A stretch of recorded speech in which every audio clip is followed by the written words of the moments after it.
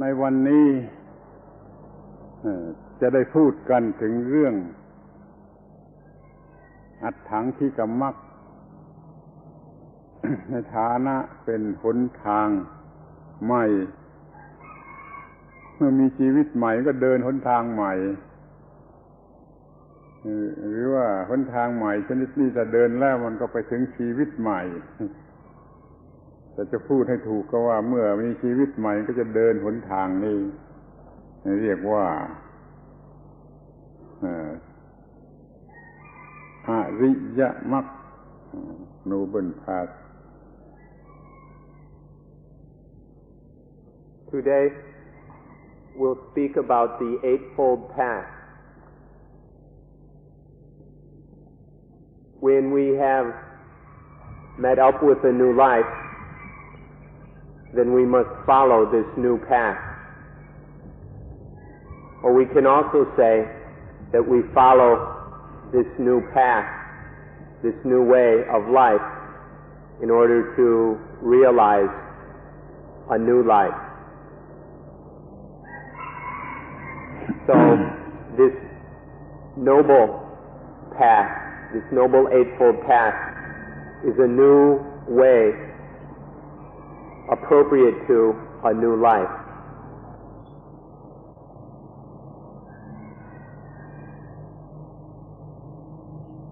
ที่เรียกว่า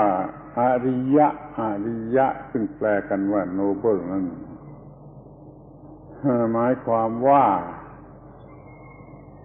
ไม่มีความทุกข์หรือเดินออกไปเสียจากความทุกข์คือไม่มีทุกข์เพราะไม่มีทุกข์เราจึงเรียกว่าอริยะตัวหนังสือแปลว่าไปเสียจากข้าศึกนั่นคือกิเลสอริแปลว่าข้าศึกยะแปลว่าไปอริยะแปลว่าไปเสียจากข้าศึกคือกิเลสจึงไม่มีกิเลสจึงไม่มีความทุกข์ดังนั้นจึงได้นามว่าอริยะ In Pali there's the word Ariya, the Ariyamak, the noble path. We translate Ariya to mean noble.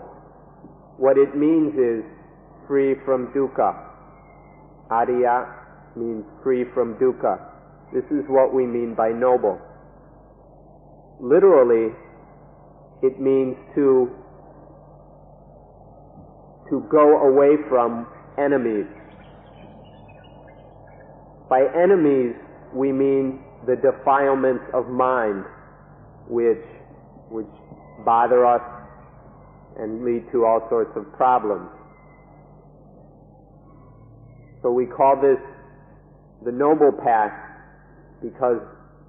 with it one walks away from enemies. One walks the way that is free of dukkha.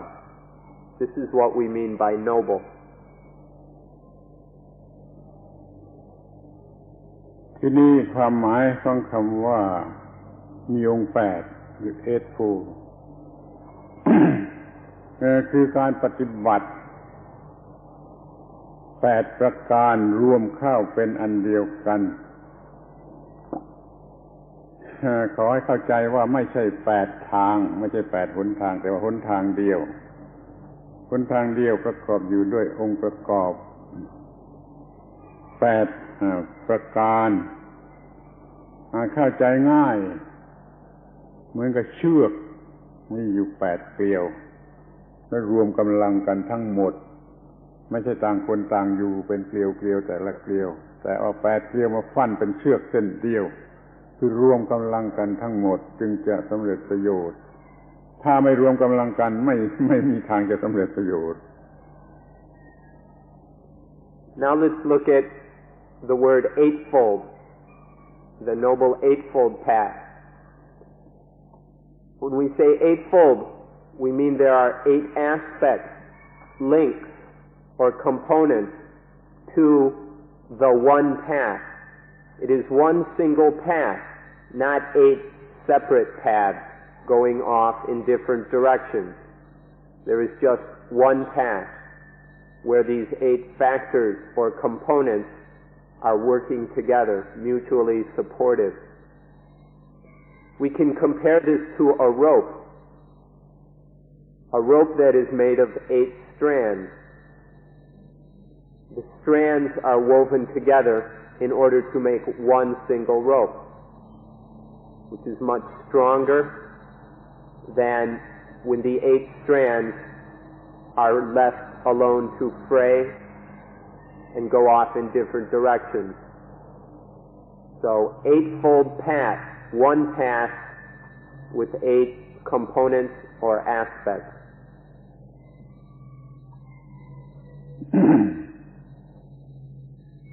ที่นี่ก็มาถึงคำที่สำคัญคือคำว่า middle path แปลว่าทางสายกลางทางสายกลางก็หมายความว่ามันเป็นไปอย่างถูกต้องตามธรรมชาติที่แท้จริงไม่ถูกดึงมาข้างนี้ไม่ถูกดึงมาข้างนี้คือไม่ถูกดึงไปทางไหน แต่สามารถไปตรงกลางตามธรรมชาติเดิมแท้ของจิตซึ่งมันก็มีความบริสุทธิ์มีความถูกต้องอยู่ตามลักษณะของจิตดังนั้นเราจึงเรียกง่ายๆว่าทางสายกลางหรือตรงกลาง A very important word to consider is middle. We can call the Noble Eightfold Path the middle path or the middle way. This is very important. What this means is to walk this path correctly, to walk down the middle, correct and proper according to reality or to true nature. Not to be pulled off this way or pulled off that way, but to stay correct, walking down this path. The mind follows this balanced middle way according to its true original nature, which is pure. When the mind deviates from its true original nature, it leaves this path. But by following the middle way, the mind follows its true, pure nature. And it does this naturally. This is what we mean by the middle path, another way of saying the Noble Eightfold Path.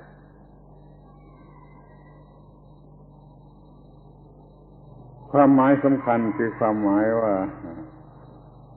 อยู่ตรงกลางมัชฌิมาปฏิปทาแปลว่าการปฏิบัติหรือการเดินกันที่อยู่ตรงกลางหมายความว่าจิตนี้ตามธรรมชาติเป็นประภัสสรเรืองแสงคือไม่มีกิเลสมีความรู้อยู่ในตัวถ้าปล่อยไปตามประภัสสรมันก็เดินถูกทางเดี๋ยวนี้มีกิเลสเข้ามาครอบงำจิตไม่เป็นประภัสสรหรือจะพูดอย่างวิทยาศาสตร์หน่อยก็ว่าสัญชาตญาณฝ่ายต่ำเข้ามาครอบงำจิตก็ดึงจิตออกจากความถูกต้องคือความอยู่ตรงกลางมันจึงออกไปข้างโน้นหรือออกไปข้างนี้หรือไปข้างบนหรือไปข้างล่างแต่สุดแท้คือไม่ตรงกลางเพราะว่ากิเลสชักพาไปหรือว่าจะว่าให้สัญชาตญาณฝ่ายต่ำสัญชาตญาณที่ควบคุมไว้ไม่ได้เนี่ยมันชักพาไปมันจึงเอียงเอสเตรไป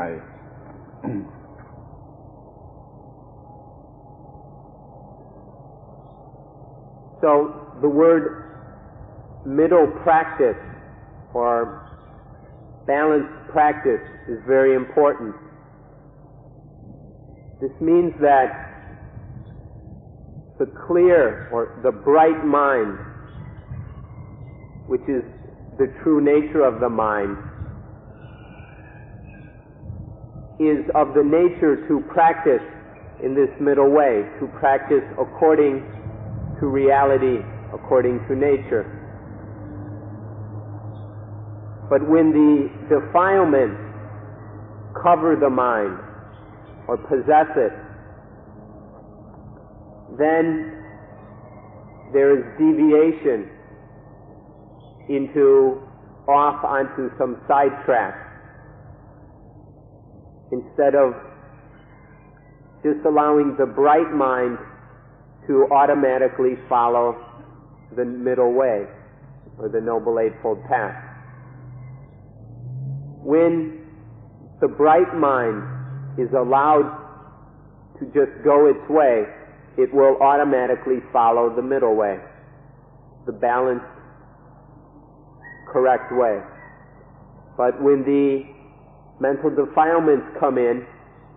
and cover the mind, then there is a curving off, a straying off of the path. If we look at this from the point of view of modern science, we can say that when the baser instincts take over, then the mind is routed into these lower states of mind and is no longer able to follow the middle way.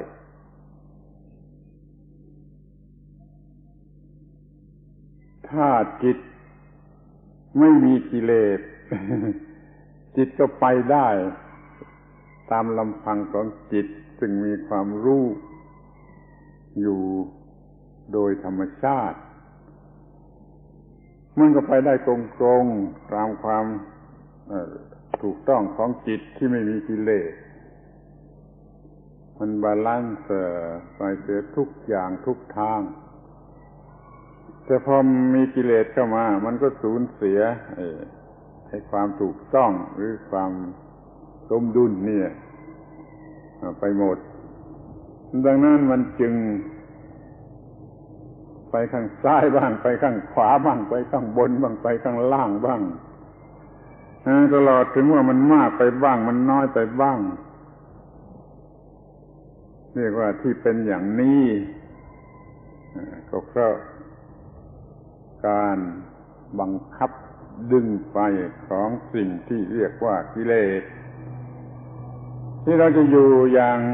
ถูกต้องอย่างตรงกลางก็คือไม่ไปตามอำนาจของกิเลสก็จะเรียกว่าตรงกลางหรือ middle way. When there is freedom from the defilement, from mental pollution,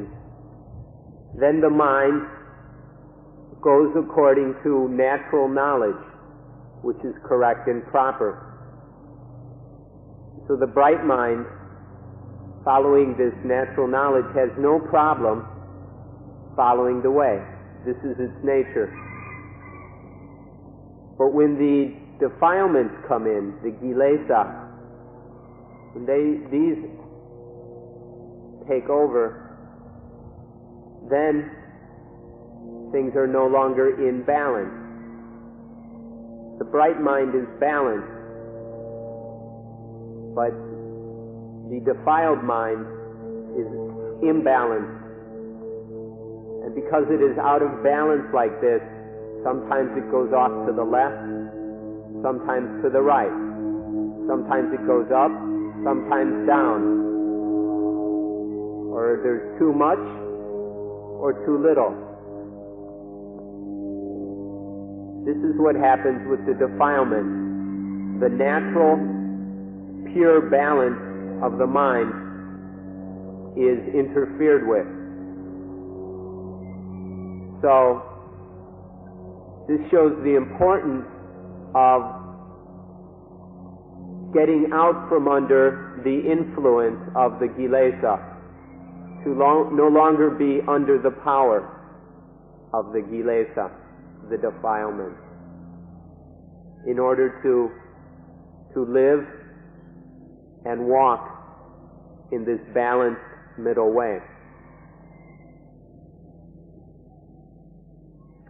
ขอย้ำอีกครั้งหนึ่งในที่นี้ว่าสัญชาตญาณที่เราบังคับไม่ได้มันก็กลายเป็นความเห็นแก่ตัว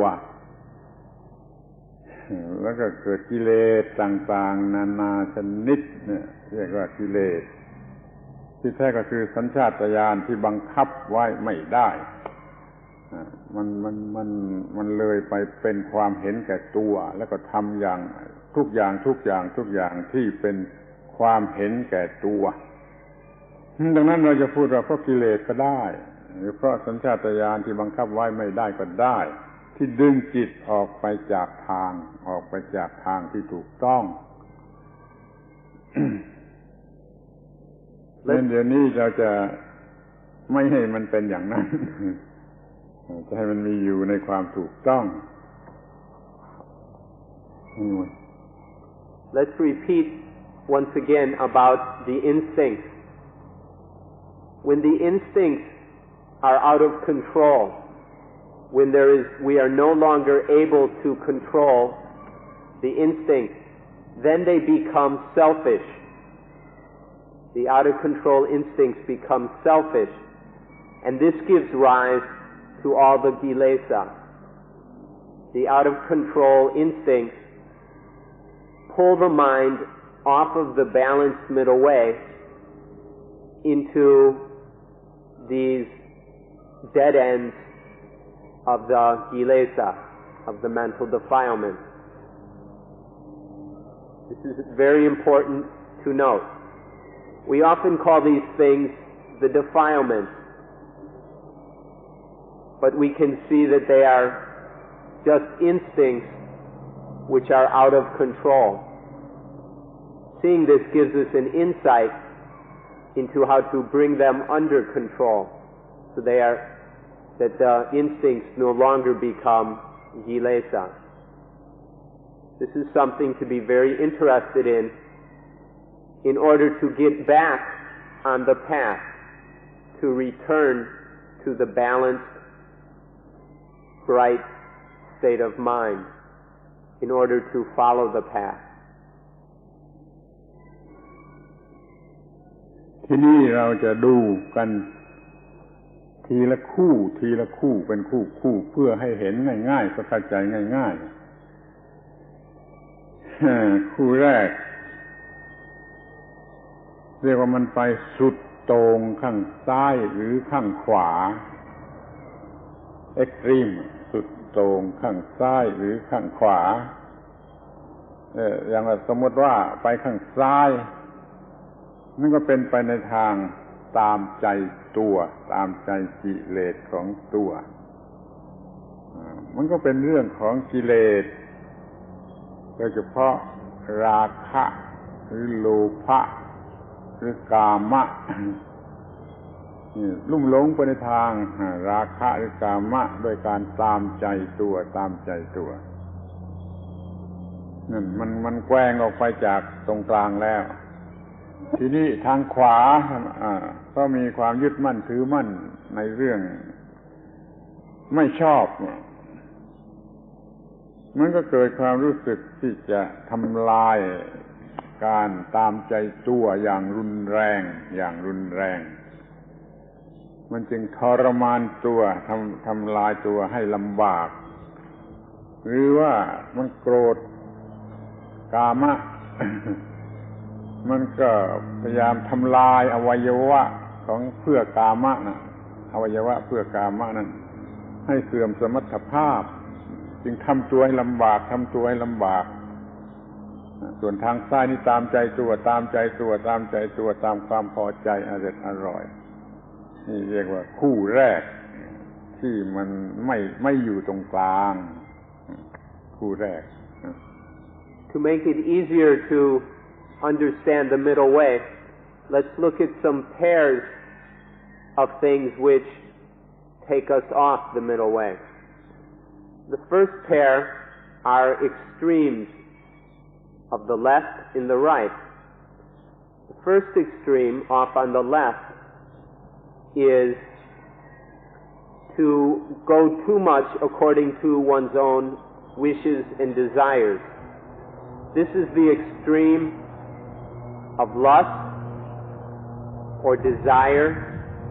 of sensuality, and the indulgence of sensuality. It's indulging in things that lead to pleasure, always trying to satisfy pleasures. This is the one extreme. The other extreme off on the right is the opposite of this. It is extreme dislike, hating, aversion to things. We can hate ourselves, deliberately inflict pain, discomfort, and difficulties upon ourselves. Or we attach, we hate or dislike lust, and attaching to this hate of lust, we can deliberately try to damage the sensual organs, the organs of sensuality, in the vain hope that lust will be destroyed this way. These are kinds of attachment off on the right, based on disliking, hating, aversion to things, deliberately inflicting pain, discomfort on oneself. So these are the first pair of extremes: indulgence in pleasure and indulgence in affliction and pain or self-torment. ที่คู่ที่สองก็คล้ายๆกันแต่พูดโดยอุปมาอีกอย่างหนึ่ง คือว่าเมื่อจิตมันถูกกิเลสชักจูงไปไม่อยู่ตรงกลางมันก็ไปอยู่ในสภาพที่เรียกว่าเปียกแฉะมันก็แช่อยู่ในน้ำก็อีกทางหนึ่งมันก็ไปเป็นฝ่ายไหม้เกรียมมันก็เผาไฟอยู่ตลอดเวลาที่ว่าเปียกแฉะนั้นมันไปจมอยู่ในน้ำคือกามารมณ์เรียกว่ากามไปจมอยู่ในกามซึ่งเปรียบเหมือนน้ำไปจมไปแช่อยู่นี่เรียกว่าการปฏิบัติหรือการกระทำที่เปียกแฉะชุ่มชื้นอีกทางหนึ่งก็ตรงกันข้ามก็ทำอย่างที่เรียกว่ารุนแรงต่ออวัยวะสำหรับความรู้สึกเสมือนหนึ่งว่าเอาไฟเผาให้ไหม้เผาให้เกรียมเผาให้ไหม้ไปเลยนี่มันตรงกันข้ามอย่างนี้อย่างแรกเรียกว่าอาคาลหะปฏิปทาอย่างหลังเรียกว่านิชฌามะปฏิปทา The next pair is very similar to the first. Basically a metaphor to describe them. The one extreme is to be soaking wet, to be damp, moist, to be drowning in sensuality, in sense pleasures, greed, and lust. This is to be sinking in the ocean of desire, to be all wet. The other extreme is to be burning, roasting, until one is very, very dry, and then begins to burn. This is the other extreme. There are the extremes of being soaking wet on one hand, and on the other, burning up. The first is called akalaha. Akalaha patipatha. The first one is akalaha patipatha. Patipatha. And the second is Nichchama. Nichchama ไม่เสื่อม Nichchama ปฏิปทา There you go. ทีนี้ก็มาถึงคู่ที่สามเราจิตนั้นถูกชักนำไปโดยกิเลสซึ่งชั้นละเอียดมากกิเลสที่เป็นชั้นละเอียดมากทำให้รู้สึกมีความหมายเป็น positive อย่างหนึ่งมีความหมายเป็น negative อย่างหนึ่งแล้วเราก็พอใจที่เป็น positive ไม่พอใจที่เป็น negative ความรู้สึกอย่างนี้เรียกว่าไม่middle path ไม่อยู่ตรงกลางคือเอียงไปชอบ positive แล้วก็เอียงไปเกลียด negative ซึ่งเป็นเรื่องที่ว่ายึดมั่นถือมั่นมันโง่ไปมันยึดมั่นถือมั่นอันนี้เป็น positive มันโง่ไปมันยึดมั่นอันนี้เป็น negative อย่างนี้ถ้า attach ต่อ positive หรือ negative แล้วมันก็ไม่ใช่ middle path. The third pair of extremes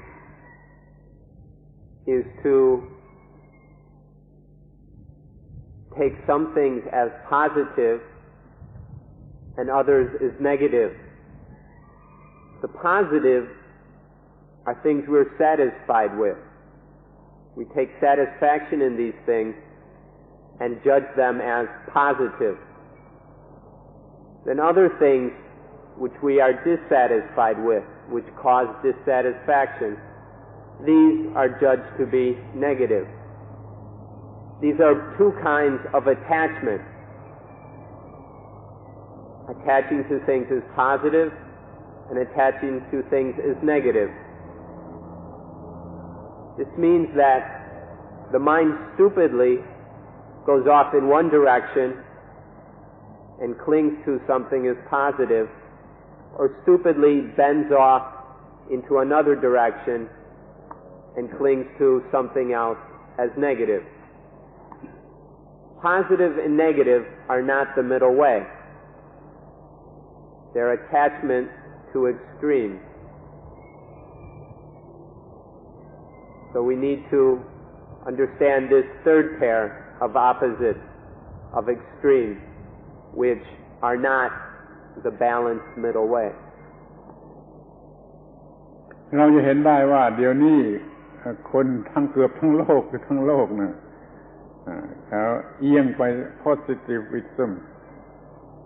แล้วก็ทำอะไรอย่างที่เรียกว่าเอียงไปฝ่าย positive แล้วมันก็ไม่มีความรู้มันก็คือความโง่มันก็ไปเกลียด negative มันก็เลยเกิดลำบากขึ้นมาทั้งสองฝ่าย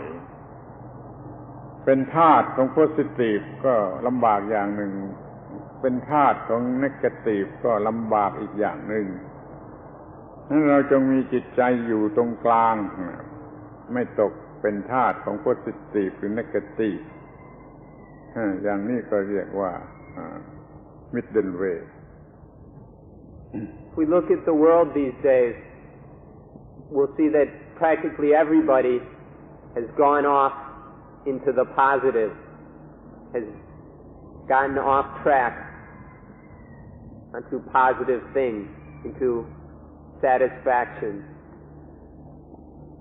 So this is a kind of slavery to the positive, which causes problems. It also leads to hatred of the negative, which causes other problems. To be a slave to the problem, to the positive, gives rise to certain problems, And being a slave to the negative gives rise to other problems. The way has to be found to get out of these kinds of slavery and be free of both the negative and positive in order for the mind to be in the middle, balanced. ทีนี้คู่ต่อไปจะเป็นคู่ที่สี่ เราสูญเสียความสมดุลของจิตหรือของสติปัญญาจิตก็เดินไปข้างๆเนี่ยอีกทางหนึ่งมันมองเห็นทุกอย่างเป็นดีเป็นแง่ดีเป็นออพติมิสต์ที่ทางตรงกันข้ามฝ่ายหนึ่งมันมองโลกไปในแง่ร้ายเป็นเพสซิมิสต์นี่เรียกว่าสูญเสียความถูกต้องสูญเสียความสมดุลสูญเสียความเป็นกลางแล้วก็มีปัญหาเกิดขึ้นมาอย่างไม่ควรจะเกิดเรื่องความโง่ของเรามองในแง่ดีมันก็หลงรักหลงติดหลงพอใจมองในแง่ร้ายมันก็ดิ้นรนกระวนกระวายอยู่ไม่เป็นผาสุกนี่ธรรมะนี่ต้องการจะให้อยู่ตรงกลางไม่มองสิ่งใดเป็นออพติมิสต์ไม่มองสิ่งใดเป็นเพสซิมิสต์แล้วเราก็เป็นอิสระเป็นอิสรภาพเป็นเสรีภาพ The fourth pair is to go off and look at the world as, oh, everything's good, everything's wonderful. This is the extreme of optimism.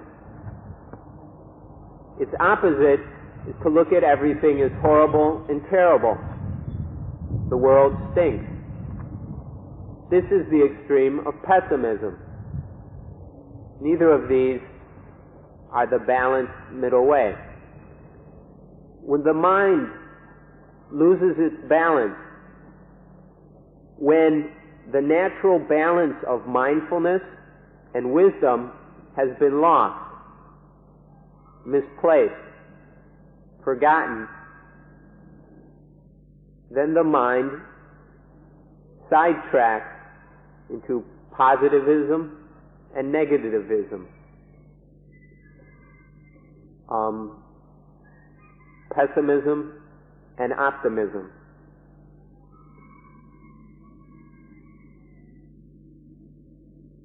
ที่ถ้าดูก็จะมองเห็นได้ไม่ยากเลยว่าถ้ามัน attach เป็น optimist ซึ่งมันก็บ้าชนิดหนึ่ง attach เป็น pessimism มันก็บ้าชนิดหนึ่งมันไม่ใช่ความถูกต้องมันไม่ใช่การเห็นสิ่งทั้งปวงตามที่เป็นจริงเพราะว่าสิ่งทั้งปวงที่ตามที่เป็นจริงมันเป็นตามธรรมชาติมันตามเหตุตามปัจจัยของมันแล้วมันก็เป็นเช่นนั่นเองเช่นนั่นเองเช่นนั่นเองไม่ optimist ไม่ pessimist Going off into optimism is attachment of one kind. Going off into pessimism is attachment of another kind. Neither of these are correct. The mind becomes a slave to the optimism or pessimism, to these kinds of attachment. The mind is no longer free, at peace, or balance. These extremes, these attachments of optimism and pessimism are misunderstandings, or they are types of insanity, of craziness. The craziness of thinking everything's wonderful, and the craziness of thinking everything is terrible. Neither of these are the middle way, neither are correct, and neither allow one to live in accordance with reality, to live naturally according to the law of nature. These things pull one off, pull the mind off into problems, confusion, attachment, and insanity.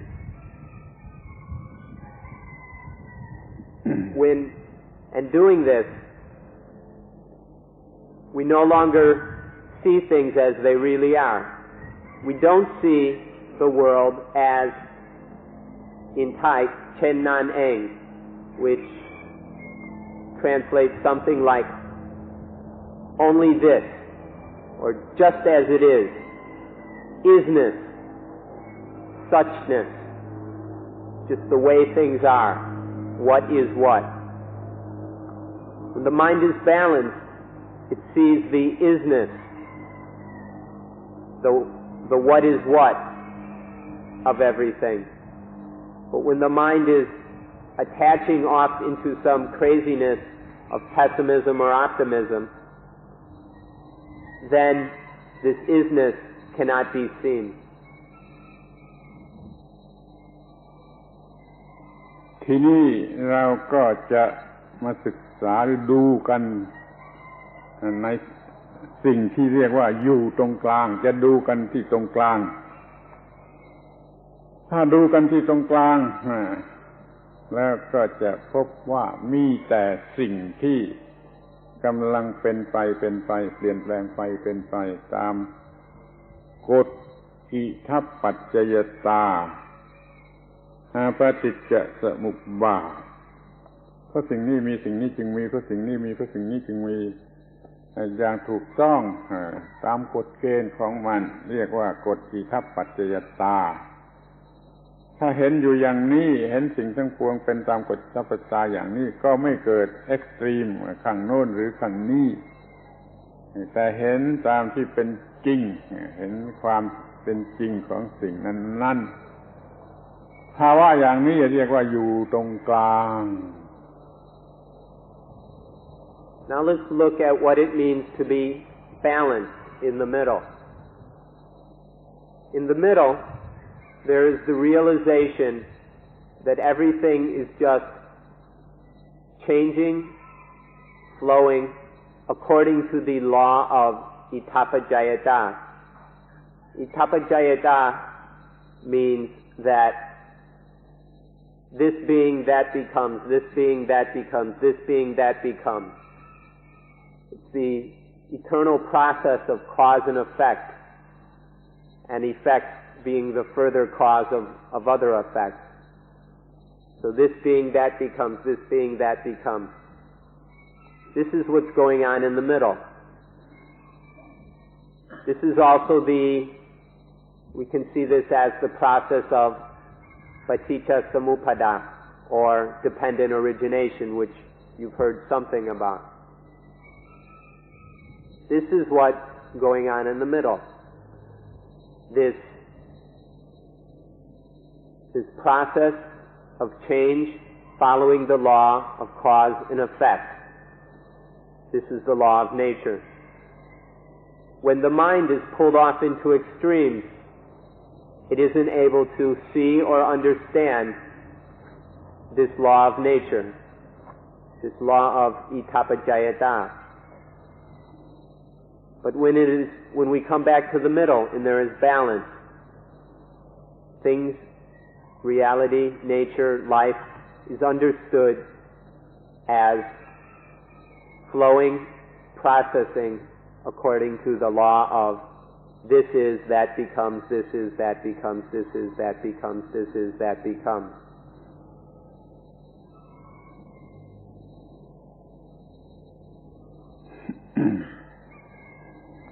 ให้ดูจนเห็นว่าไม่มีอะไรนอกจากสิ่งที่กำลังเป็นไปตามกฎอิทัปปัจจยตาดังนั้นก็ไม่เกิดความรู้สึกแบ่งแยกได้ไม่อาจจะแบ่งแยกว่าเป็นนี่หรือเป็นนั่นเพราะว่านี่ก็เป็นไปตามกฎอิทัปปัจจยตาเพราะว่านั่นก็เป็นไปตามกฎอิทัปปัจจยตาถ้าเห็นอิทัปปัจจยตาจะไม่เห็นว่า this or that ว่าเองหรืออื่น ช่นว่าเราทำเองหรือคนอื่นทำถ้ามีเองมีเส้นของเองแล้วก็มีอาเตอร์ของผู้อื่นอย่างนี้ก็เรียกว่าไม่เห็นอิทัปปัจจตาถ้าเห็นอิทัปปัจจตาจะไม่มีเองหรืออื่นกระทั่งว่าจะไม่มีพวกเราหรือพวกเขาเพราะว่าทั้งสองอย่างมีแต่การเป็นไปตามกฎอิทัปปัจจตานี่เป็นเรื่องที่สำคัญมากขอให้ท่านทั้งหลายมีความเข้าใจเรื่องนี้ว่ามันมีแต่การเป็นไปตามกฎอิทัปปัจจตาทีนี้เรามาอาศัยประโยชน์ของเราความชอบใจของเราความต้องการของเราทำให้แบ่งแยกนี่เป็นเพสซิมิสต์นี่เป็นออปติมิสต์เป็นต้นมันก็เกิดเป็นอันนี้และอันอื่นมีทำเองหรือผู้อื่นทำหรือว่ามีเราและมีพวกเขาเป็นคู่เพราะไม่เห็นอิทัปปัจจยตาจึงไม่อยู่ตรงกลางคือว่ามีแต่การเป็นไปตามกฎอิทัปปัจจยตา To be at the center is to see that there is nothing outside of this law of Itapajayata. It is to make no distinction between anything. So let's revise my translation a bit. I said, this is that becomes. This isn't quite right. When everything is seen as according to the law of Itapajayata, then there is no longer this and that. There is only this. This is, this becomes. This is, this becomes. There is no, when this is understood fully, there is no distinction between this and something else. Everything is just this. This is, this becomes. This is, this becomes. This is, this becomes. There is no longer the division and separation of self and others, of me and them, of us and they. These distinctions no longer have any appearance of validity, because everything is seen as the law of Itapajayata. This is, this becomes. This is, this becomes. This is, this becomes. And that's all. And so, without these separations, divisions, distinctions, then there can be no extremes such as pessimism and optimism, or positivism and negativism, because there is just this middle, this balance of the law of Itapajayata. This is, this becomes. มาถึงตอนนี้ขอให้เราได้ศึกษากันให้ละเอียดโดยเฉพาะถึงสิ่งที่เรียกว่าคู่ตรงกันข้าม pair of opposite ซึ่งเท่าที่รู้จักกันแล้วมีตั้งหลายสิบคู่ แล้วก็ attach อย่างแยกกัน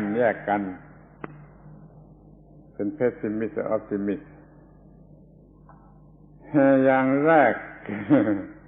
ที่สุดคือดีกับชั่ว good and evil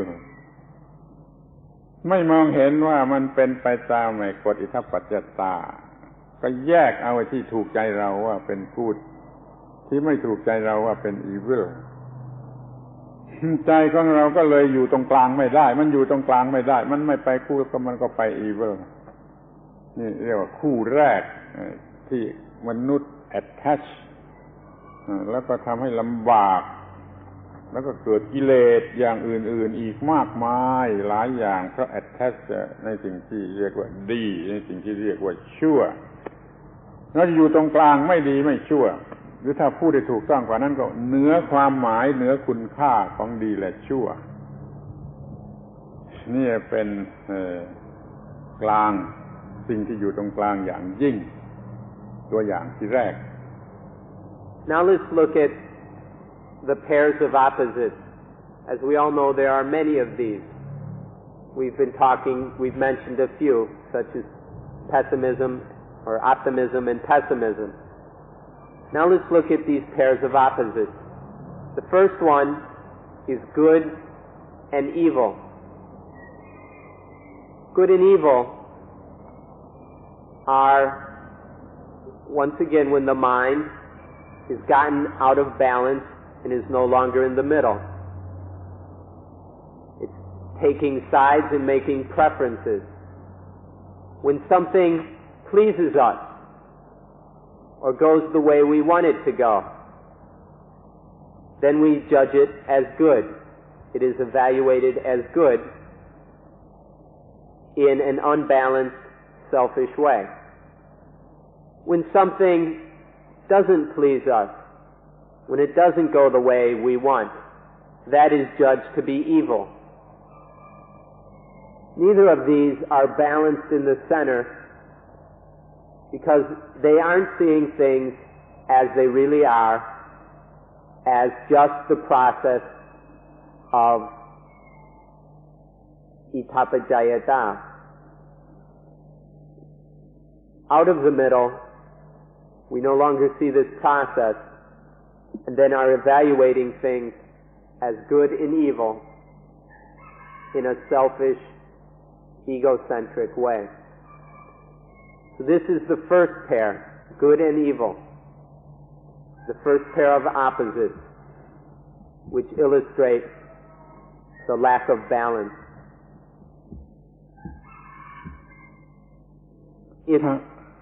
To be balanced, the most proper way to phrase this is to say that the mind is free or above the meaning of good and evil, when good and evil have no value to the mind.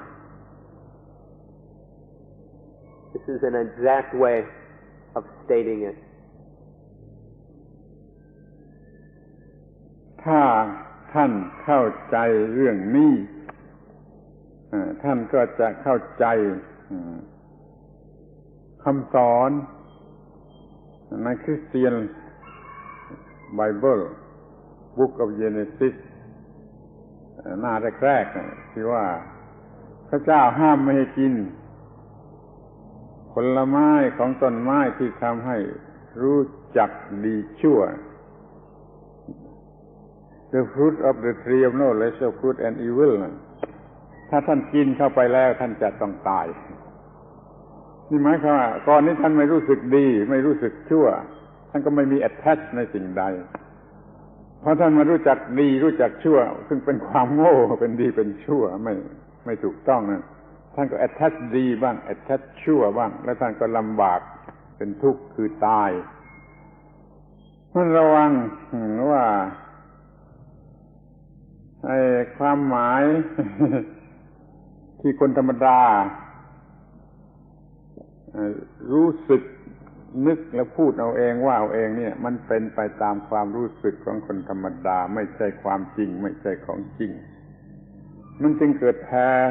opposite ขึ้นมากมายหลายสิบคู่ถ้าเราเริ่มรู้ความจริงเราก็ไม่หลงไปเป็นเอ็กซ์ตรีมข้างโน้นหรือเอ็กซ์ตรีมข้างนี้นี่เรียกว่าเราอยู่ตรงกลางหรืออยู่เนื้อ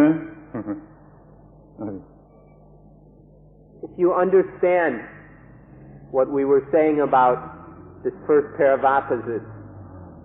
then you will understand what is written in the Christian Bible on the first page of Genesis. There is the account where God forbid Adam to eat of the fruit of the tree of the knowledge of good and evil. God told Adam to leave that fruit alone. He says, if you eat of the fruit of the tree of good and the fruit of the tree of the knowledge of good and evil, then you will die. You understand what we're talking about in this first pair of opposites. You'll understand what is meant here. Attachment to good and attachment to evil is death. The common person sees everything as they appear to him. Everything is judged according to dualism. All these pairs of opposites are believed to really exist as far as the mind of the common person goes. But this isn't the truth. This common appearance, these views of the common mind, are not true or real. When we follow these appearances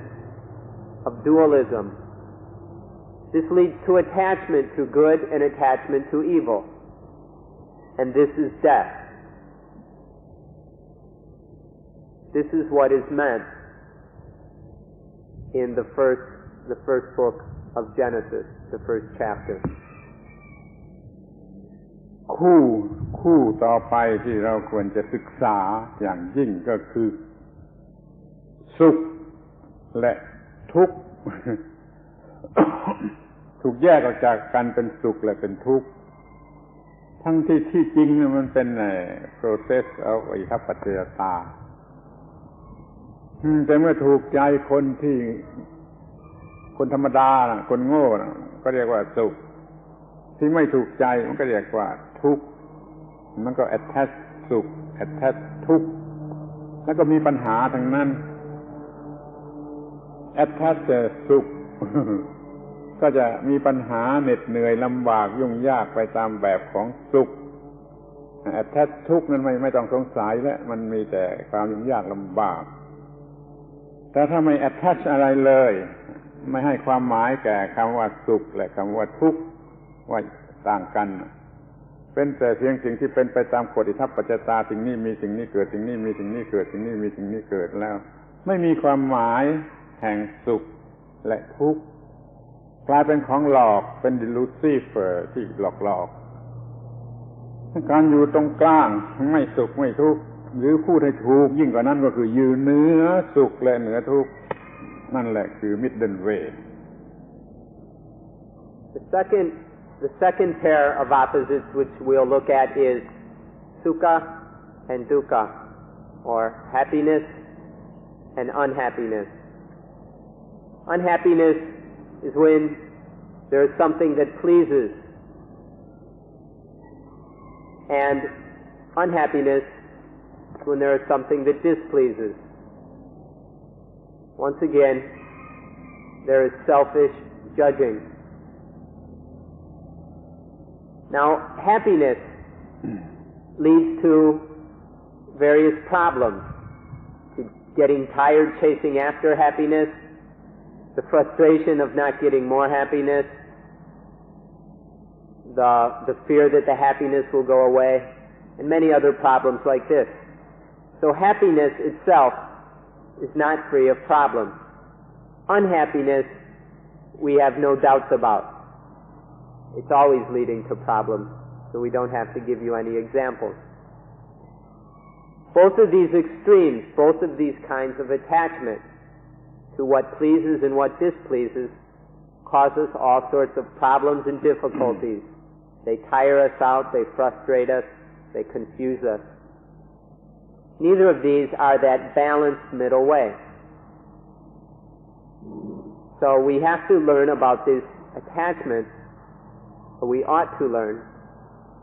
about these attachments to what pleases and displeases, to happiness and unhappiness,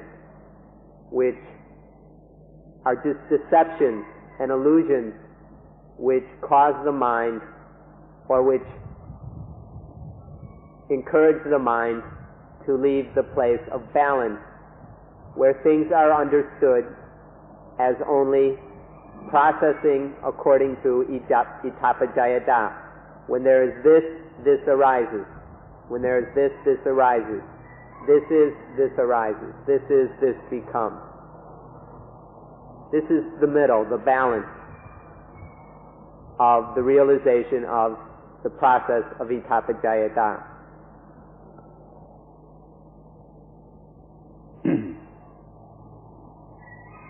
ทีนี้เราก็ดูที่เป็นคู่อย่างอื่นต่อไปอีกที่มีอยู่ในธรรมดาของคนธรรมดาทั่วไปคือการรู้สึกว่าได้มาหรือได้กำไรการรู้สึกว่าเสียไ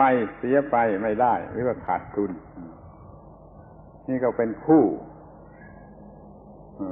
ซึ่งในความรู้สึกมันเป็นเอ็กซ์ตรีมอย่างนี้เพราะความไม่เห็นอิทัปปัจจยตาคือโง่มันจึงเดินไปข้างนี้หรือเดินไปข้างนี้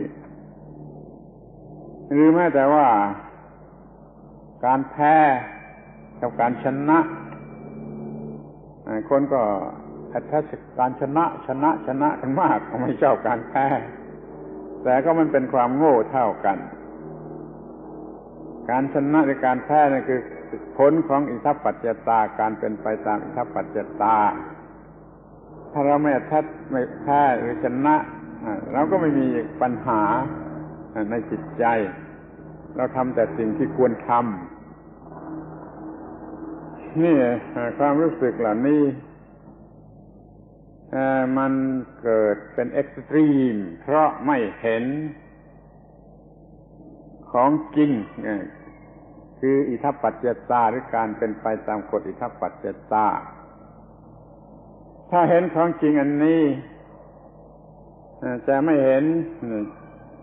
เป็นแตกต่างกันแม้ระหว่างความเป็นหญิงกับความเป็นชายมันเป็นไปตามกฎอิทัปปัจจยตาเรามาเรียกว่าอย่างนี้หญิงเรียกว่าอย่างนี้ชายแล้วก็เราหรือเอาประโยชน์หรือคุณค่าจากความเป็นหญิงหรือความเป็นชายนั้นด้วยกิเลสถือเอาด้วยกิเลสไม่ได้ถือเอาด้วยปัญญาความรู้ตามที่เป็นจริงมันก็เกิดตรงกันข้ามอย่างมากระหว่างความเป็นหญิงกับความเป็นชายและปัญหาเกิดขึ้นเท่าไรท่านก็รู้อยู่แล้วไม่ต้องพูดว่าปัญหาเกิดขึ้นเพราะยึดถือความเป็นหญิงความเป็นชายนั้นเราจะไม่มีความหลงไปแยกเป็นว่าได้หรือเสียแพ้หรือชนะได้เปรียบเสียเปรียบกำไรขาดทุนและแม้ที่สุดแต่ว่าความเป็นหญิงหรือความเป็นชายซึ่งเข้าใจได้ยากมากแต่ถ้าเข้าใจได้แล้วก็จะเรียกว่าจิตนี้อยู่ใน middle way. The next pair to look at is getting and losing, or profit and loss.Where something happens and is judged to be to our advantage, to our benefit. Something else that happens is judged to be to our disadvantage. One we take as a profit, the other as a loss. Now these are other kinds of attachment, because we don't see things as just itapajayata.or the law or process of itapajayata, which explains everything that happens. But when we start thinking in terms of profit and loss and attaching to these terms, then the mind is falling into deception. Winning and losing. Everybody's attached to winning, and nobody likes to lose.This creates all sorts of problems because there is no realization or understanding of itapajayata. This is, this arises. This is, this arises. There is this, this becomes. A further pair is male and female. This is another kind of attachment.Instead of just seeing things as itapajayata, this is, this becomes. Judging things as male and female, making these distinctions and separations, and then attaching to them, attaching to things as male, attaching to things as female. And we're all aware of the many problems that arise because of these attachments to some things as being male and others as being female. A great many problems arise through these attachments. These attachments only happen because of deception, illusion. The ignorant, non-understanding, not knowing of itapajayata, which is the middle balanced truth or reality.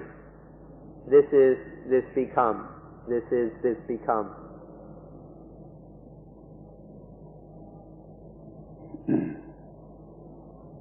ทีนี้เราก็จะดู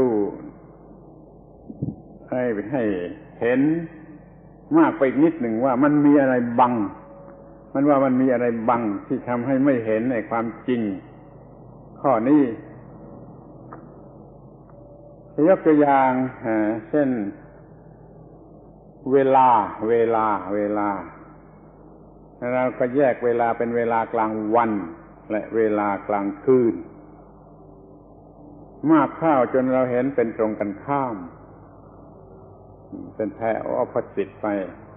นี่เพราะความโง่ของเราเองถ้าเราเห็นอิทัปปัจจยตาเราเห็นเวลากลางวันก็คือการเปลี่ยนแปลงไปของสิ่งที่เรียกว่าเวลากลางคืนก็เป็นการเปลี่ยนแปลงไปของสิ่งที่เรียกว่าเวลาแต่ว่าเวลากลางวันมันมีแสงอาทิตย์แสงแดดแสงอาทิตย์ทำให้รู้สึกเป็นอย่างหนึ่งพอกลางคืนไม่มีแสงแดดไม่มีแสงอาทิตย์ทำให้เรารู้สึกไปอีกอย่างหนึ่งนี่เป็นส่วนภายนอกเข้ามาแทรกแซงทำให้รู้สึกไปว่าเป็นอีกอย่างหนึ่งทั้งที่แท้จริงมันเป็นเวลาที่เหมือนกันที่เท่ากันเวลากลางวันหรือเวลากลางคืนเนี่ยแพ้ออปโพสิตทั้งหลายนะมันก็มีของที่มาหลอกมาบังให้เห็นเป็นต่างกันเช่นความเป็นหญิงความเป็นชายเราไปถือประโยชน์จากความเป็นหญิงความเป็นชายมาเป็นเครื่องหลอกลวงให้เห็นเป็นตรงกันข้ามแล้วก็มีปัญหามากที่สุดนี่ขอให้ระวังไอ้สิ่งที่มาหลอกลวงที่ทำให้เราเห็นเป็นสิ่งที่ตรงกันข้ามขอให้ท่านทั้งหลายสังเกตดูดีๆว่าทุกๆคู่ของแพรออปโพสิตนี่มีสิ่งที่มาบังมาหลอกลวงให้เราเห็นเป็นสิ่งที่ตรงกันข้ามท่านขอให้สนใจในเรื่องนี้ See how this attachment to opposites works or how it arises. Let's look at time. Now we divide time up into day and night. And after we've made this division, after we have this attachment, we see day and night as opposite things. This is just our own stupidity in not seeing things as they really are. We think that day and night are completely different things. But all it is the change of this thing we call time. It's just change according to itapajayata. That's all. In the daytime, there is change. And in what we call night, there is change. It's just this thing we call time, changing and changing. This is, this becomes, this is, this becomes. In what we call day, there are these changes where there happens to be more sunlight. And then these changes continue. There happens to be more and more moonlight. But in this process of change, there is no real thing that we can attach to as day or as night. It's only our misunderstanding which causes us to fall into this deception. So what we need to see are the qualities or the benefits or virtues of things which lead us into deception, which cause us to be deceived. Take male and female again. There are certain things about certain female things and certain male things which we attach to. And through this attachment, we make this separation of male and female, where there is no real distinction.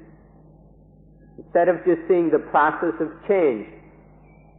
which leads to certain things we call female and certain things we call male, which keep changing, are never any solid, static thing. These things that deceive us lead us into attaching to maleness, femaleness. And this distinction takes us out of balance. It's through not seeing, it's by being deceived and not realizing the law of Vitāpajayata that these things happen. It's very important to find and notice these causes of our deception.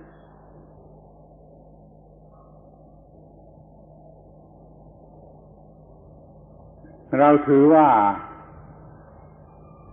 หลักเกณฑ์อิทัปปัจจตาเนี่ยเป็นตัวพุทธศาสนานั่นคือมีคำกล่าวว่าพระพุทธเจ้าน่ะตรัสว่าผู้ใดเห็นธรรมะผู้นั้นเห็นเราผู้ใดเห็นเราผู้ใดเห็นธรรมะแล้วก็ผู้ใดเห็นธรรมะผู้นั้นเห็นอิทัปปัจจยตาผู้ใดเห็นอิทัปปัจจยตาผู้นั้นเห็นธรรมะผู้ใดเห็นธรรมะผู้นั้นเห็นเราเพื่อเป็นหัวใจของพุทธศาสนาที่เรียกว่าธรรมะถ้าเห็นแล้วก็จะเห็นพระพุทธเจ้าพระองค์จริงไม่ใช่ physical body แต่เป็นพระพุทธเจ้าพระองค์จริงคือตัวกฎอิทัปปัจจยตาว่าทำอย่างนี้เป็นทุกข์ทำอย่างนี้ไม่เป็นทุกข์นี่กฎอิทัปปัจจยตานี่อิทัปปัจจยตาเป็นเรื่องสำคัญเป็นหัวใจของพุทธศาสนาถ้าเห็นแล้วสามารถทำให้เราเดินอยู่ใน middle way. We hold that Vitāpajayata is Buddhism itself. The Blessed One, the Lord Buddha, said that he who sees the Dhamma sees the Buddha. He who sees the Buddha sees the Dhamma. The Blessed One also said that he who sees, or the one who sees Vitāpajayata sees the Dhamma. The one who realizes the Dhamma realizes Vitāpajayata. The one who realizes Vitāpajayata sees the Buddha. Not the physical body of the Buddha, but the real, true, genuine Buddha, the one who knows, the awakened one. This is why Vitāpajayata is the heart of Buddhism. It's the Dhamma, the truth, the way things are. To see and realize this is to follow and practice the middle way.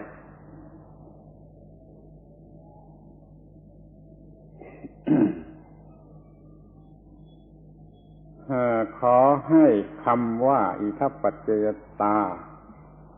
เป็นที่รู้จักคุ้นเคยกับท่านทั้งหลายเพิ่มขึ้นจึงจะเป็นการก้าวหน้าในการศึกษา และการปฏิบัติพระพุทธศาสนาที่เราปฏิบัติอานาปานสติ16ขั้นนั้นน่ะในที่สุดมันเห็นอิทธัปปัจจยตาเต็มที่เต็มหมดทุกขั้นเห็นเป็นอิทธัปปัจจยตาเต็มทุกขั้น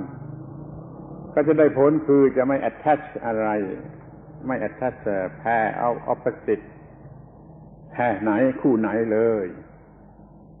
ขอให้คุ้นเคยกับคำว่าอิทธัปปัจจยตายิ่งขึ้นจนพูดได้เป็นภาษาธรรมดาว่าอิทธัปปัจจยตา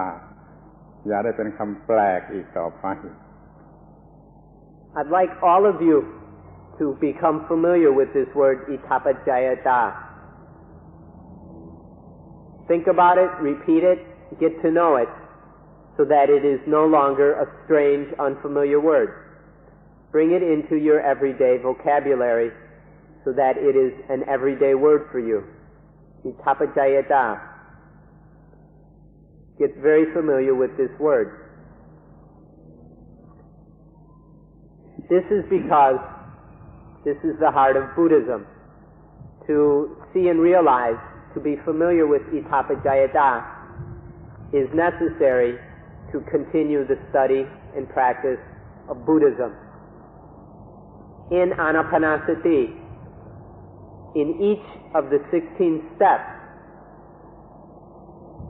there is non-attachment. When there is realization of ittappaccayata, then there is no attachment to any extreme or to any of the pairs of opposites. So in anapanasati, there is the realization and practice of ittappaccayata, because in each step, each of the 16 steps are leading to non-attachment. In none of the 16 steps is there attachment to any of the pairs of opposites. So, ittappaccayata is central to the practice of anapanasati and to the further study and practice of Buddhism. So please be very familiar with ittappaccayata.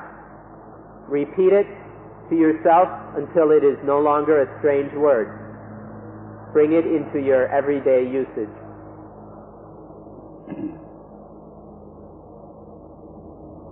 อยากจะขอร้องให้ท่านจำกระทั่งออกเสียงคำว่าอิทัปปัจจยตาอย่างถูกต้องและถ้าเรียกเต็มความหมายจะต้องต่อด้วยคำว่าปฏิจจสมุปบาทโธถ้าเป็นบาลีนะจะเรียกว่าอิทัปปัจจยตาปฏิจจสมุปบาทโธอิทัปปัจจยตาปฏิจจสมุปบาทโธขอท่านทุกคนฟังให้ถนัดและออกเสียงให้ถูกต้องว่าอิทัปปัจจยตาปฏิจจสมุปบาทโธคือปาดะในภาษาธรรมดานี่เป็นหัวใจพุทธศาสนาขอให้คำนี้คุ้นเคยจนท่านสามารถจะพูดจากันเป็นประจำวันได้ก็จะเป็นสิ่งที่ช่วยให้เราดำรงอยู่ใน middle way ง่ายขึ้น We'd like to encourage you, in fact we insist that you practice saying this word. Get the sound right, memorize it, and practice saying it over and over so that you know it well. And whenever the time comes to use this word, it will roll right off your tongue easily and naturally. So it's a long word, so practice saying it so that you've got it right. And then whenever you have the opportunity to use it, you can use it freely and easily in everyday conversation. It's the kind of word that is appropriate throughout the day. So let's practice saying it. Ittappaccayata. Ittappaccayata.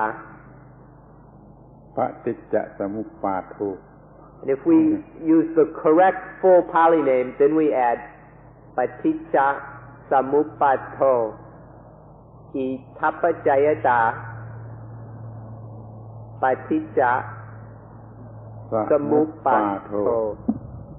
หรือเราอาจจะพูดว่าอิทัปปัจจยตา or ปฏิจจสมุปบาโทอย่างนี้ก็ได้อิทัปปัจจยตา or ปฏิจจสมุปบาโท You canอิทัปปัจจยตาปฏิจจสมุปบาโท You can use that, or you can use justอิทัปปัจจยตา or just ปฏิจจสมุปบาโท Just keep practicing and repeating until you've got them down, and then use them in your normal conversation, which will be beginning again the day after tomorrow. So you can practice these to yourself today and tomorrow, and then after that you can practice using them in conversation. สรุปความว่าเมื่อเราเห็นแจ้งเรียนไล่ experience อิทัปปัจจยตาแล้วไม่มีอะไรที่จะมาดึงเราให้ออกไปนอกทางสายกลางไปซ้ายไปขวาไปหน้าไปหลังเป็นคู่อย่างที่กล่าวมาแล้วเพราะความรู้เห็นแจ้งชัดแจ้งเรื่องอิทัปปัจจยตาเนี่ยสามารถที่จะ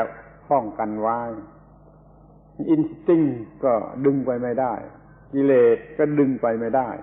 จิตก็อยู่ตรงกลางเรียกว่ามิดเดิลเวย์ไม่ไปสู่อันไหนของแพ้เอาปฏิจหรือว่าไม่ไปสู่คู่ไหนของที่เรียกว่าเอ็กซ์ตรีม In summary, the realization, the experience and full understanding of itappajayata paticca samuppato will protect the mind. It will maintain it in the middle. Itappajayata, the realization of itappajayata, keeps the mind balanced and protected so that nothing can pull it out of balance. Nothing can pull the mind out of the center. This experience of itappajayata makes it impossible for any of the instincts to yank the mind off the middle way. This realization of itappajayata paticca samuppato makes it impossible for any of the defilements, the kilesa, to pull the mind out of balance. None of the pair of opposites can knock the mind off balance when it is realizing itappajayata. So this law of itappajayata and the realization of it keeps the mind on the middle way. It prevents attachment and all the problems that lead from attachment. It keeps the mind centered and balanced on the middle way. ที่นี่ก็จะขอย้อนกลับไปพูดถึง eightfold path ถึง eightfold อีกทีว่าถ้าเห็นอิทัปปัจจยตาแล้วชีวิตจิตก็จะดำเนินไปตาม eightfold path ได้โดยง่ายหรือว่าเมื่อดำเนินอยู่ใน eightfold path ก็จะเห็นอิทัปปัจจยตานี่ยิ่งขึ้นจนถึงที่สุดจนกระทั่ง emancipated หมดปัญหานั้นเราจะพูดกันถึงเรื่องeightfold path อีกครั้งหนึ่ง So let's go back and talk about the eightfold path some more. When there is perception or realization of itappajayata, then it is very easy to follow the Noble Eightfold Path. When we are following the Noble Eightfold Path, it is not difficult to realize itappajayata. So let's come back and look at the Noble Eightfold Path. ท่านจะต้องเข้าใจคำว่า eightfold ให้ดีๆคือจะได้เห็นว่ามันเป็นสายเดียวแล้วก็ประกอบไปด้วยองค์8ทีนี้ที่เรียกว่า8นั่นก็แบ่งได้เป็นส่วนการเดินของสติปัญญาและการเดินของกายและการเดินของจิต ยกเอาการเดินถูกต้องของสติปัญญาทางสปิริตชวลเลยมาพูดก่อนแล้วก็จะเดินทางกายได้ถูกต้องแล้วก็จะเดินทางจิต the mind โดยเฉพาะนั้นได้ถูกต้องขอแบ่งออกเป็น3ประเภทอย่างนี้ Now make sure that you understand that the Eightfold Path is one single path, one single way. Now we can see that it has we can look at it in 3 aspects. The first aspect is the walking or progress of the spirit of sati, panya, mindfulness, wisdom. The second is the walking or progress of the body. And the third aspect is the walking or progress of the mind. So it's one path. We can look at it through these 3 aspects. The first aspect is spiritual, the second is body, and the third is mental. กลุ่มแรกมี2อย่างการเดินที่ถูกต้องของสติปัญญามี2อย่างคือสัมมาทิฏฐิเรียกว่าสัมมาทิฏฐิ right to view or right to understanding อันนี้คือความรู้อย่างถูกต้องเข้าใจอย่างถูกต้องเห็นอย่างถูกต้องเชื่ออย่างถูกต้องนั่นในข้อที่ว่าความทุกข์เป็นอย่างไรเหตุให้เกิดทุกข์เป็นอย่างไรความดับทุกข์เป็นอย่างไรทางให้ถึงความดับทุกข์เป็นอย่างไรคืออริยสัจ4นั่นเองเห็นเรื่องอริยสัจ4อย่างถูกต้องก็เรียกว่าสัมมาทิฏฐิ The first of these 3 aspects, that of sati panya, mindfulness, wisdom, has 2 of the 8 links in the Noble Eightfold Path. The first of these 2 links is samatiti, or right view, or right understanding. Right view and right understanding is the understanding of dukkha,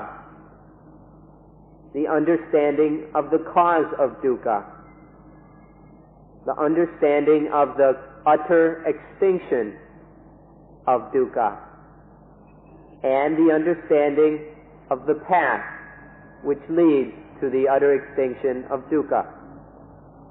So right view has these 4 views. These 4 views, the understanding of the 4 Noble Truths makes up this first link of the Noble Eightfold Path, Samatiti.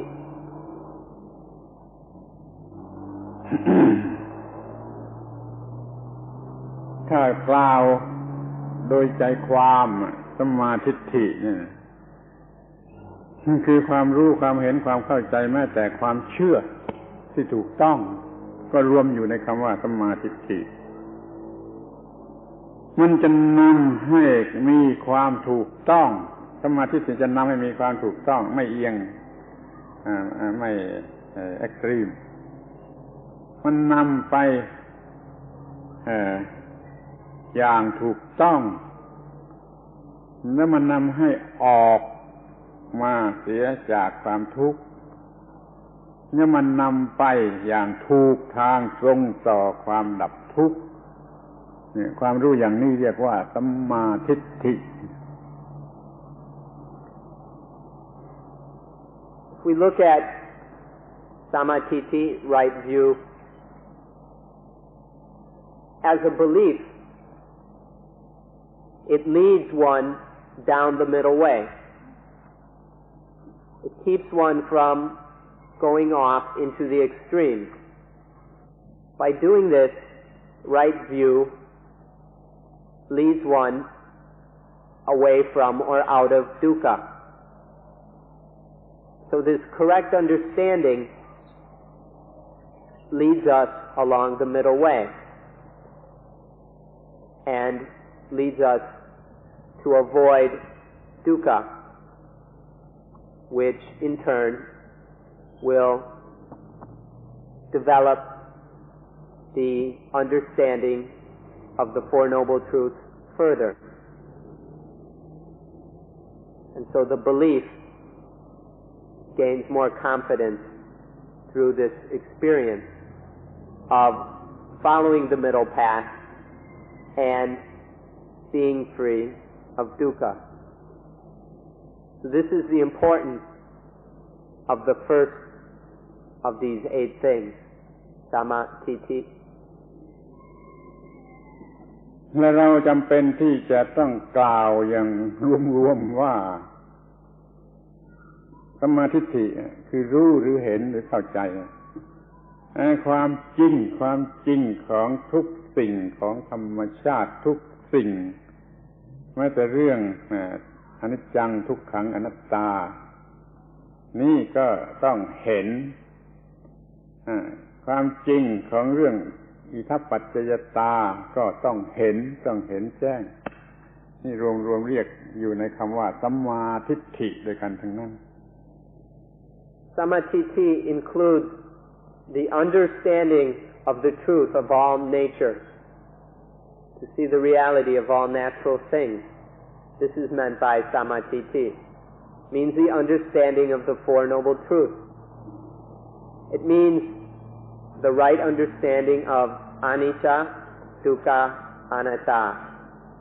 impermanence, unsatisfactoriness, and non-soul. This is also included in samatiti. Further, it includes the correct understanding of ittappaccayata and of paticca samuppato. All these are the proper and right understanding of nature and of all natural phenomena. And this is what is meant by right understanding. Samatiti. แต่ว่าเราจะแจกเป็นความจริงกี่อย่างหลายสิบอย่างก็ตามใจรวมความแล้วมันก็รู้เรื่องทุกข์กับดับทุกข์สองเรื่องแค่นั้นรู้เรื่องความทุกข์กับการดับความทุกข์สองเรื่องเป็นเรื่องสำคัญ We can enumerate all kinds of different types of knowledge, which are the true knowledge of things. But we can summarize all of these if they are correct knowledge. The summary of all correct knowledge is dukkha and the extinction of dukkha. This is the true understanding of everything. Dukkha and the end of dukkha. This is the summary of samatiti. ทีนี้องค์ที่สองของหมวดที่หนึ่งนี่เรียกว่าสัมมาสังกัปปะ สัมมาสังกัปปะ แปลว่าความใฝ่ฝันหรือความต้องการคือจะมีคำว่า aspiration ที่ใช้กันอยู่ถูกต้องสัมมาสังกัปปะความมุ่งมา่ปรารถนาใฝ่ฝันต้องการถูกต้อง มีอยู่3อย่างคือปรารถนาจะออกไปเสียจากกามออกไปจากความคิดที่มุ่งร้ายออกไปจากการกระทำที่เป็นการเบียดเบียนมี3อย่างเรียกว่าสัมมาสังกัปปะ The second factor of this first aspect of the path is samma sankappa. This is right intention, right objective, right aspiration, sometimes translated right thought. It's the intention. There are 3 kinds of intention which are meant by samma sankappa. The first is the intention to be free of greed and sensuality.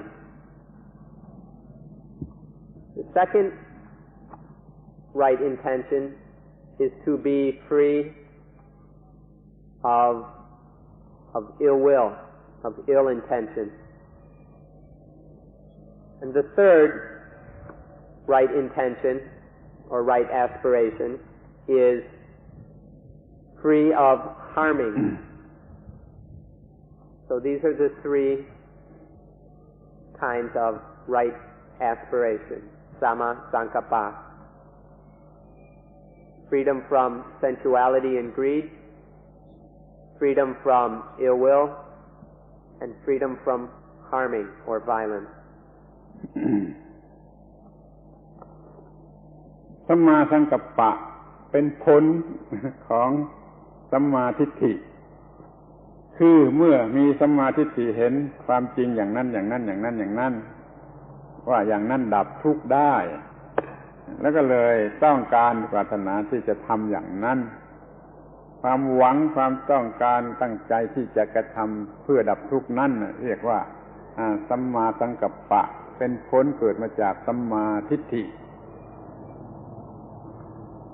Samma sankappa is the fruit or result of sammatiti. When there is understanding of dukkha and the end of dukkha, then there arises the intention, the right aspiration to act in a way that does not cause dukkha, to act for the end of dukkha, the extinction of dukkha. For this reason, then, there is the intention to act in non-sensual ways, to act in non-harmful ways, and to act free of ill will or anger. These 3 are the results, these intentions are the result of right view.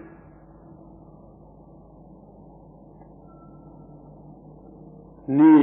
เป็นหมวดที่1กลุ่มที่1ของการเดินทางที่ถูกต้องทางสติปัญญาที่นี่ก็มาถึงกลุ่มที่2ที่เรียกว่าการเดินทางที่ถูกต้องทางกายมันก็มี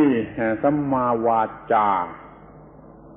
มีการพูดจาถูกต้องสัมมากัมมันโตมีการกระทำทางกายถูกต้องสัมมาอาชีโวมีการดำรงชีวิตอยู่อย่างถูกต้อง3เรื่องนี้ง่ายจนไม่ต้องอธิบายท่านทั้งหลายก็จะเข้าใจได้เองและว่าควรจะเป็นสิ่งที่กระทำอยู่เป็นนิจพูดจาไม่มีโทษแก่ผู้ใดมีแต่ประโยชน์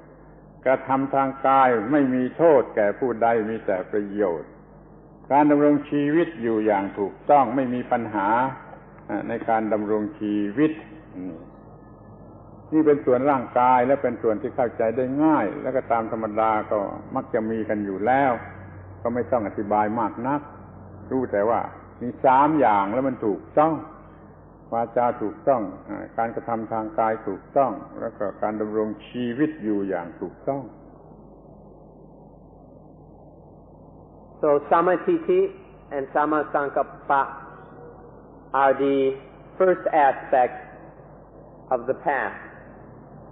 The second aspect has three factors. This is the aspect that is of the body, the bodily path, the bodily aspect of the path. These three factors are Samma Vaca, right speech, Samma Kammanto, right bodily action, and Samma Achivo, right livelihood. Now these three are quite simple, and you should all understand them. They're nothing difficult to comprehend, and so we don't have to go into detail. Right speech is to speak in a way that does no ill or harm to anyone, and only has benefits. Right bodily action has no harm, does no harm or violence to anyone, but only has benefits. And right livelihood, does not harm, exploit, or do violence in any way, but is only beneficial. These are Samma Vaca, right speech, Samma Kammanto, right bodily action, and Samma Achivo, right livelihood. Most of you are practicing these already, so you should understand them quite easily. ที่นี้ก็มาถึงกลุ่มที่สามคือทางจิตโดยเฉพาะมันก็มีสัมมาวายามะความภาคเพียรพยายามที่ถูกต้องวายามะนี่หมายถึงภาคเพียรด้วยกล้าหาญด้วยรุกไปข้างหน้าไม่มีถอยหลังด้วยแล้วก็มั่นคงด้วยนี่พฤติของจิต อย่างนี้เรียกว่าวายามะแล้วก็มันก็ถูกต้องคือไม่มีโทษแก่ผู้ใดมีแต่ประโยชน์แก่ทุกฝ่ายความพยายามอย่างนี้เรียกว่าสัมมาวายามะหรือวายาโมก็ได้ Now the next aspect is that which is particularly of the mind. There are three factors in this mental aspect of the path. The first of these is Samma Vayama. Vayama means effort. It means to dare, to have the courage to practice. It's to be certain and sure in that practice, to keep moving forward, to never retreat, never give up. This is right effort. This is effort. Now, right effort must be correct, must be right daring and right certainty, always moving forward in a correct way, so that there are no disadvantages for anyone and only benefits. For it to be correct, right effort will do no harm, but will only benefit.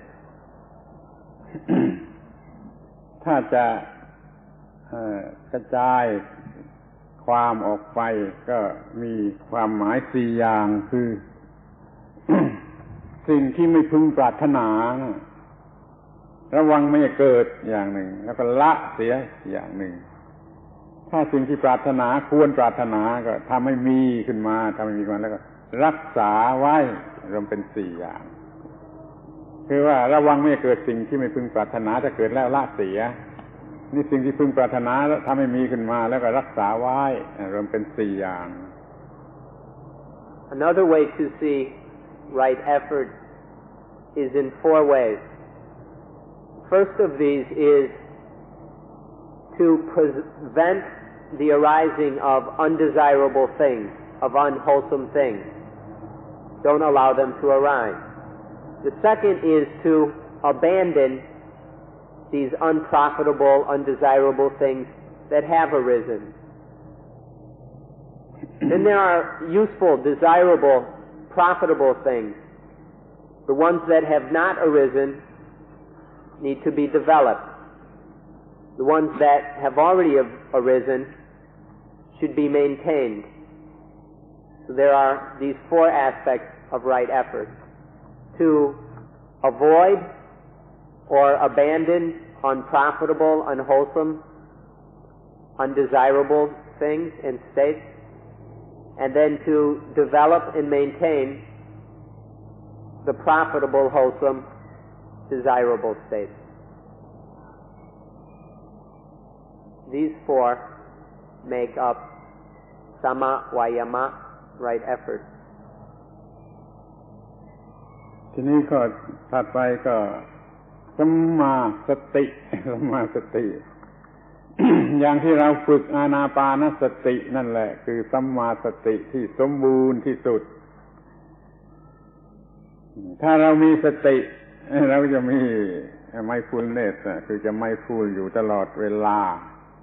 ก่อนจะคิดอะไรก็ mindful ก่อนจะพูดอะไรก็ be mindful ก่อนจะทำอะไรก็ be mindful ก่อนและสามารถจะทำได้เพราะว่าเราฝึกสติมาอย่างถูกต้องและโดยเฉพาะอย่างยิ่งเมื่อเผชิญกันเข้ากับเหตุการณ์หรืออารมณ์ที่มากระทบตาหูจมูกลิ้นกายใจหรือเหตุการณ์ใดๆที่ประทังเข้ามาในชีวิตนี้เราจะมีสติเป็นเครื่องมือสำหรับต่อสู้สำหรับแก้ไขนั้นจึงฝึกเป็นการใหญ่เรียกว่าฝึกสติปัฏฐานทั้งสี่อย่างที่ท่านทั้งหลายกำลังฝึกอยู่ทุกวันเรียกว่าอานาปานสตินี่คือสัมมาสติ The next factor is Samma Sati,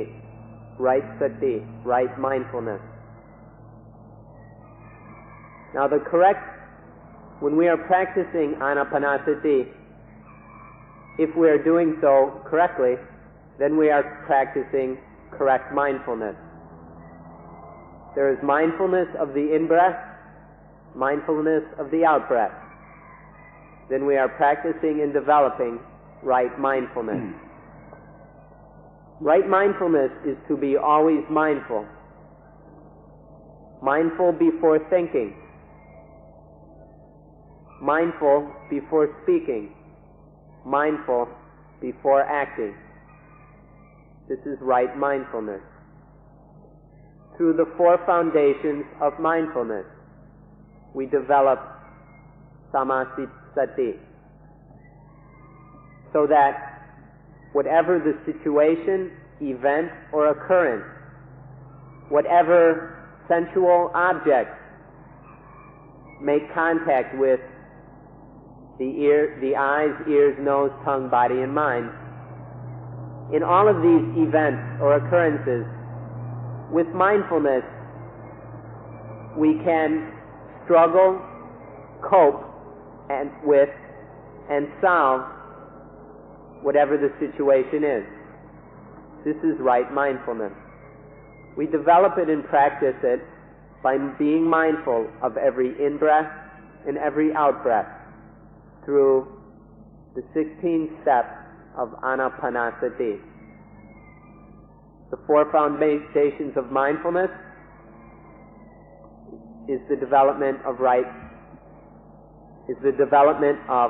right mindfulness. And anapanasati is the correct way of doing this, of developing and practicing samasati.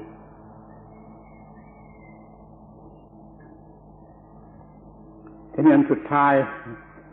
สัมมาสมาธิมีจิตใจที่รวมกำลังกันทั้งหมดคือมีกำลังมากถ้าพูดถึงสมาธิแล้วก็ รวมกำลังจิตทั้งหมดเป็นโฟกัสอยู่ที่สิ่งเดียวแล้วเวลานั้นก็ไม่มีกิเลสไม่มีนิวรณ์อะไรมาเกิดขึ้น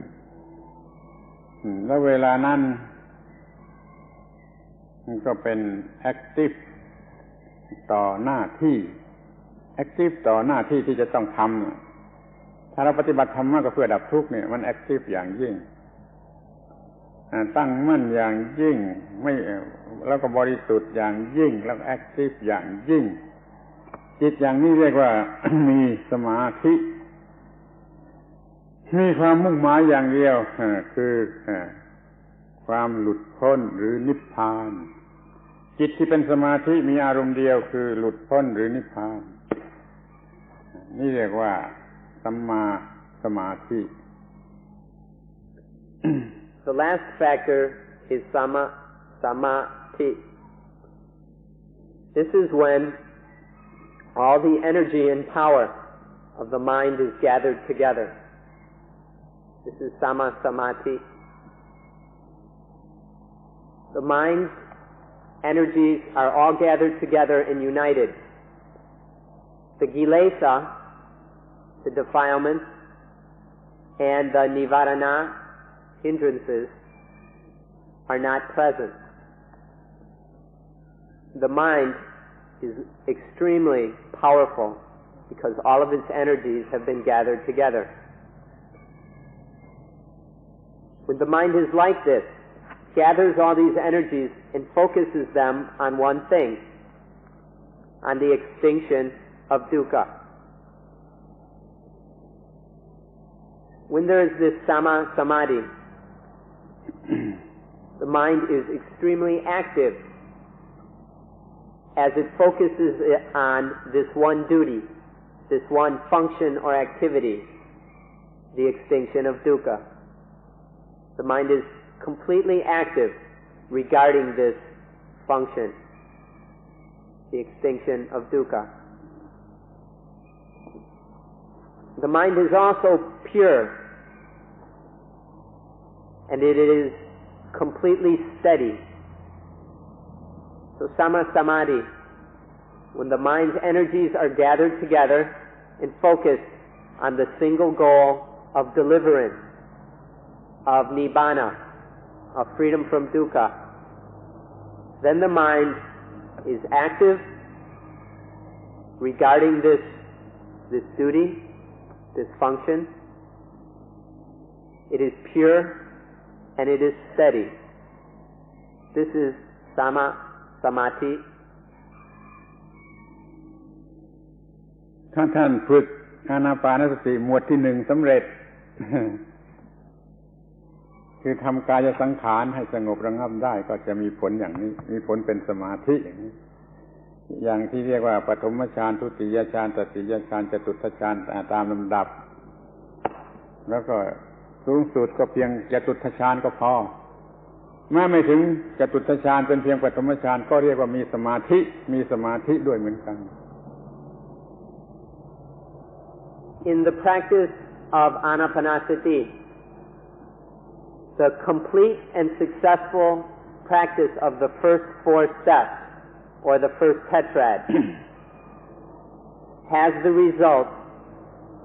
of samadhi.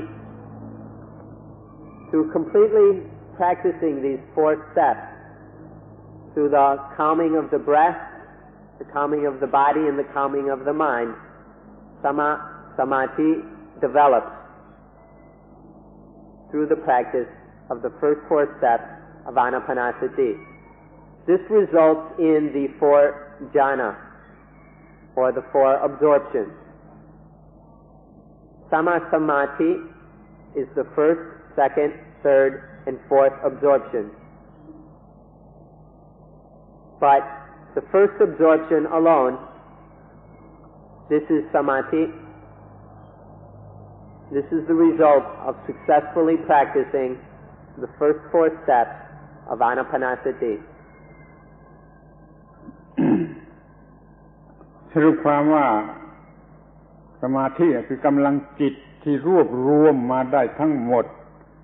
แล้วก็พร้อมที่จะทำหน้าที่ คือตัดกิเลสหรือบังคับสัญชาตญาณหรือกำจัดกิเลสออกไปนี่เรียกว่าหน้าที่ของสมาธิเป็นองค์สุดท้ายคงจะเป็นที่แปลกประหลาดว่าสัญชาตญาณทั้งหลายนะตัดออกไปได้ด้วยหรือควบคุมได้ด้วยกำลังของสมาธิ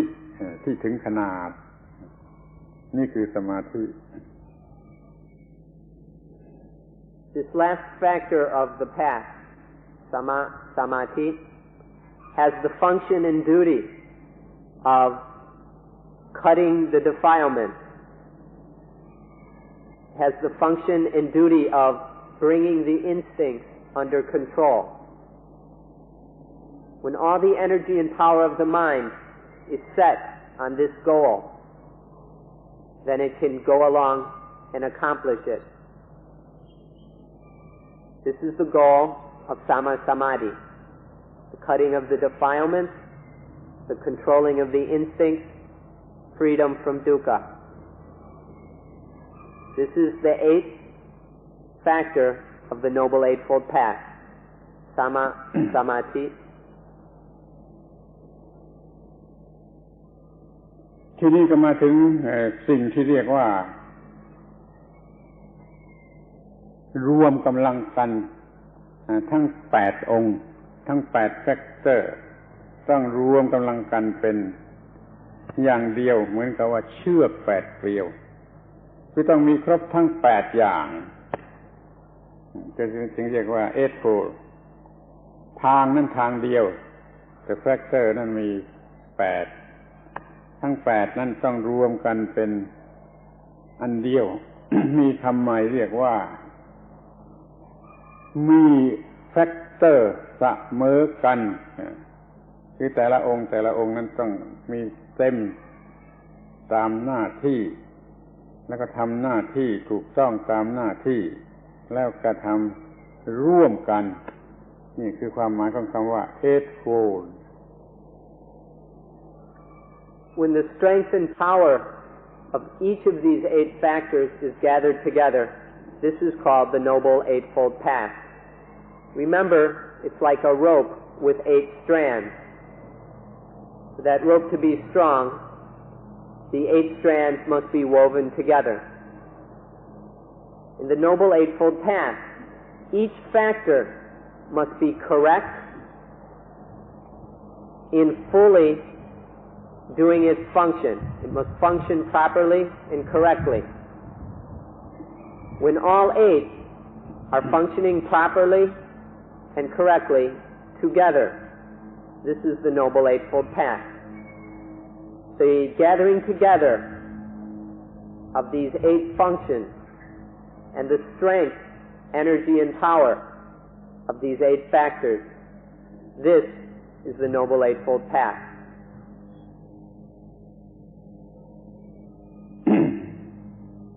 เมื่อรวมกำลังกันทั้ง8ทำหน้าที่อยู่คือจะตัดกิเลสอยู่หรือว่าหน้าที่ใดก็แล้วแต่เปลี่ยนชื่อใหม่ก่อนนี้เคยเรียกว่า eightfold path noble eightfold path เดี๋ยวนี้จะมีชื่อเรียกตามหลักวิชาการที่ทำหน้าที่ว่าอริยสัมมาสมาธิมีบริขาร7มีบริวารหรือมีผู้ช่วยหรือมีองค์ประกอบ7อริยสมาธิก็มีบริขาร7เนี่ยเมื่อทำหน้าที่อย่างนี้เปลี่ยนชื่อใหม่เรียกว่าอริยโนเบิลสัมมาสมาธิ7 concentration having 7 บริขารผู้ช่วย7อริยสัมมาสมาธิมีบริขาร7นี่เมื่อทำหน้าที่เมื่อสำเร็จประโยชน์ไม่ใช่เกิดประโยชน์ พระพุทธเจ้าตรัสว่านี่เท่านั้นอื่นไม่มีทางนี้เท่านั้นทางอื่นไม่มีคือทางอริยสัมมาสมาธิมีบริขาร7เท่านั้นน่ะที่จะทำหน้าที่ ตัดกิเลสหรือดับทุกข์ได้ When the 8 factors of the Noble Eightfold Path are correct and functioning together, we can change the name. Instead of calling it the Noble Eightfold Path, we can call this Ariya Sama Samadhi. Ariya Samma Samadhi. Ariya Sama Samadhi. มีบริ with 7 helpers or supporters. So when all 8 factors are working together, functioning to their fullest, in harmony, we can call this noble, right samadhi with 7 helpers or supporters. เดี๋ยวนี้เราแยกเป็นหนึ่งเดียวแล้วสัมมาสมาธิเป็นตัวประธานเป็นผู้บัญชาการสูงสุด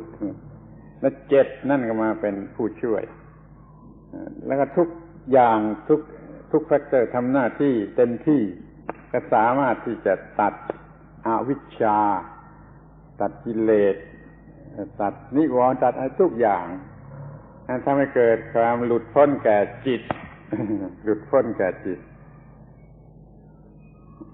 So we take the 8 factors when they're functioning completely and properly,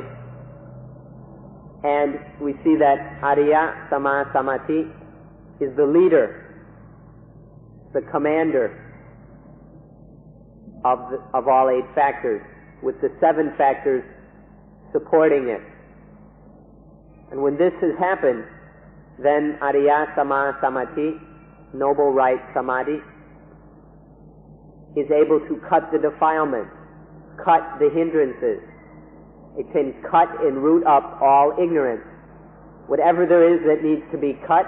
Ariya Sama Samadhi can cut it. Through this gathering together of the 8 factors, through this correctness and power, Ariya Sama Samadhi will cut all the defilements so that the mind is liberated from defilements, from attachment, from self, from soul, from ego, from desire, and from sukha. This is what happens when the 8 factors are developed to their fullest extent, so that Ariya Sama Samadhi can take the lead with the support of the other 7 and cut everything that needs to be cut so that the mind is liberated. อย่างไรก็ดีควรจะทราบไว้เสียเลยว่าที่เราพูดว่า eightfold เนี่ย8นี่หมายถึงส่วนที่เป็นการปฏิบัติหรือส่วนที่เป็นข้อที่ยังมีอีก2ที่เป็นผลของการปฏิบัติมีอีก2สัมมา คือว่าเมื่ออริยสัมมาสมาธิมีบริขาร7ทำหน้าที่เต็มที่แล้วมันก็เกิดสัมมาญาณะญาณะในที่นี้แปลว่า realization หรือ knowledge at full scale สัมมาญาณะทีนี้เพราะมีสัมมาญาณะเนี่ยก็มีพร้อมกันมาคือสัมมาวิมุตติ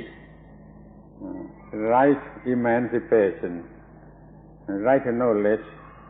right emancipation 2นี้เป็นผลออกมาจาก eightfold path ถ้ามาถึงสัมมาวิมุตติแล้วก็แปลว่าเรากำลังรับผลอยู่แล้วเป็นนิพพานอย่างใดอย่างหนึ่งอยู่แล้วควรจะทราบเสียตลอดว่าต่อจาก eightfold path มันมีอีก2ส่วนที่เป็นผลคือสัมมาญาณะกับสัมมาวิมุตติจบหมดเรื่องไม่มีอะไรจะต้องทำอีกแล้ว Now one other thing you should know is that these 8 factors are the practice. They're the path that is practiced, that we do. These are the 8 factors with Ariya Sama Samadhi as the leader and the other 7 as helpers and supporters. When all 8 factors are working together and functioning correctly under the leadership of noble, right samadhi, then there arises samayana, right knowledge, or right realization. Yana is knowledge or realization. So when the 8 factors are working fully, there arises right realization. And together with the arising of right realization arises sama vimutti, right emancipation. So the first 8 factors are the cause. And then there are these 2 factors which are the fruit of the path. These 2 are right knowledge and right emancipation. They are the fruits of the path. What arises when the 8 factors are fully developed and brought together in the practice of the Noble Eightfold Path. So there is the Noble 8, and then there are 2 more rightnesses to make 10. เป็นอันว่าเราได้พูดกันถึงเรื่อง Noble Eightfold Path ในฐานะเป็น New Way of Life คือมาเห็นสิ่งทั้งปวงอย่างถูกต้องแล้วก็สามารถดำเนินชีวิตในทางที่ถูกต้องและมันก็ได้พบชีวิตใหม่ไม่มีความทุกข์เลยและเขาบอกเป็นพิเศษว่า Eightfold Path นี่ไม่ได้หมายความว่าจะไปบรรลุธรรมะสูงสุดเป็นนิพพานอย่างเดียวหลัก8ประการนี้มาใช้ในบ้านเรือนก็ได้ในการทำงานในการดำรงชีวิตอย่างบ้านเรือนเป็นhousehold life นี่ก็ยังใช้ Eightfold Path นี้ได้มันก็จะเป็นในชีวิตใหม่ขึ้นมาด้วยเหมือนกันไม่ยังไม่ไปนิพพานแต่มันจะเป็นไปเพื่อนิพพานกำลังจะเป็นไปเพื่อนิพพานแล้วก็เรียกว่า New Life ได้เหมือนกันเนี่ยขอยุติการบรรยายวันนี้เรื่อง Eightfold Path. So this Noble Eightfold Path and the practice of it, the walking of it, is what is meant by a new life. A new life arises when this Noble Eightfold Path is practiced. It is practiced for Nibbana, for freedom from dukkha, for the complete extinction of dukkha. But even if this progress to Nibbana is not completely realized, the Noble Eightfold Path can be used in everyone's life, whether one is ordained as a monk or nun or priest, or whether one is living the householder's life. One still can have and live a new life by following the Noble Eightfold Path which leads to Nibbana. For a new life, one needs to be moving toward Nibbana, whether one is ordained or a lay person. This is what is meant by a new life, to be practicing the Noble Eightfold Path that leads to Nibbana. On this point, we will end today's talk about the Noble Eightfold Path.